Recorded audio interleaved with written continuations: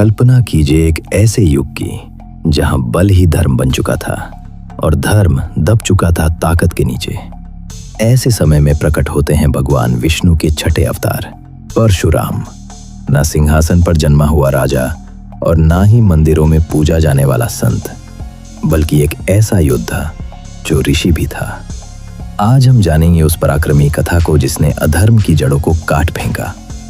ये कहानी है त्रेता युग की, एक ऐसा समय जहां राजा विशाल साम्राज्य चलाते थे, लेकिन उनकी तलवारें अब रक्षा के लिए नहीं, शोषण के लिए उठती थीं। जो राजा कभी न्याय के रक्षक थे, वो अब अपने ही प्रजा के शत्रु बन चुके थे। किसानों से अत्यधिक कर वसूले जाते, गरीबों को गुलाम बनाकर महल सजाए जाते। संतों की वाणी अब सत्ता के शोर में दब चुकी थी। धरती कराह रही थी, धर्म डगमगा चुका था। और तभी भगवान विष्णु ने लिया अवतार परशुराम के रूप में।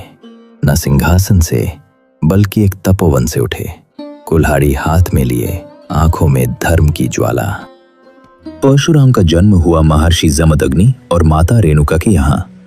उनका बचपन बीता एक शांतिपूर्ण आश्रम में, जहां वेदों का पाठ, भक्ति और आत्म संयम उनकी जीवन शैली थी।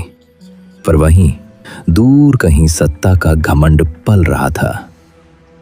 एक दिन महान राजा कार्तवीर्य अर्जुन अपने विशाल सैन्य दल के साथ उस आश्रम में आए। उनका ध्यान गया कामधेनु पर, एक दिव्य गौ जो मनचाही वस्तुएं देती थी। जब ऋषि जमदग्नि ने कामधेनु देने से मना किया तो क्रोधित होकर राजा ने आश्रम को रौंद दिया और कामधेनु को बलपूर्वक ले गया।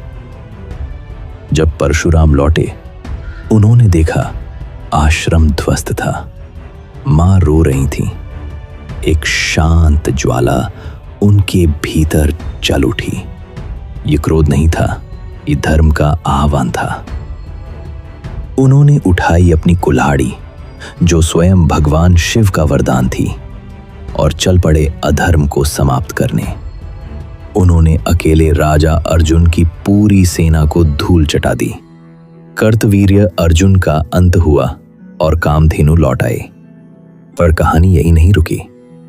बदले की आग में अर्जुन के पुत्रों ने परशुराम के पिता जमदग्नि की हत्या कर दी।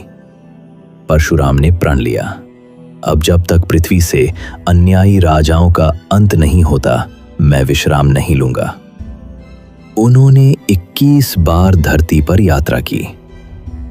हर उस राजा को दंड दिया जो धर्म से भटका, और अंत में जब सब समाप्त हुआ, उन्होंने रक्त से सनी अपनी कुल्हाड़ी को रख दिया। अब वो युद्ध नहीं, ज्ञान देने वाले गुरु बन गए। परशुराम की कुल्हाड़ी केवल युद्ध का शस्त्र नहीं थी, वो थी विवेक की शक्ति, जो अधर्म की जड़ें काटती है। वो हमें सिखाते हैं, बुद्धि और शक्ति का संतुलन ही सच्चा बल है। परशुराम केवल योद्धा नहीं थे, वो तपस्वी भी थे। उनका जीवन सिखाता है कि जब अन्याय बढ़ जाए, तब चुप रहना भी अधर्म होता है। आज हम भी अपने जीवन में कार्तवीर्य अर्जुन का सामना करते हैं। कभी स्कूल में, कभी समाज में, कभी ऑफिस में। वो कहते हैं, अपना परशु उठाइए। कभी शब्दों से, कभी समर्थन से, कभी चुप्पी तोड़कर।